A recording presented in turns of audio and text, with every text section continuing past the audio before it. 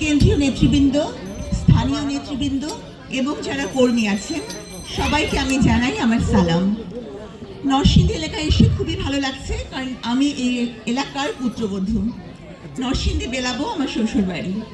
তো আপনাদের সবাইকে আমি বিশেষভাবে আমার শ্রদ্ধা এবং সালাম জানাচ্ছি।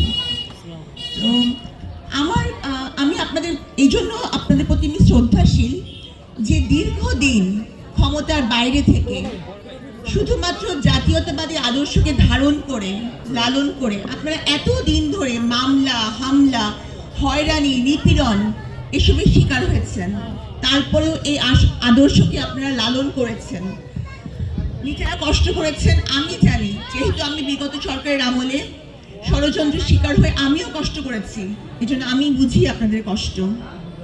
তো আজকে আমি বক্তব্য বেশি দীর্ঘায়িত করব না। শেষে আপসীন দেশনেত্রী বেগম খালেদা জিয়ার দ্রুত রোগমুক্তি কামনা করছি এবং সবাইকে আমার পক্ষ থেকে শুভেচ্ছা। ধন্যবাদ।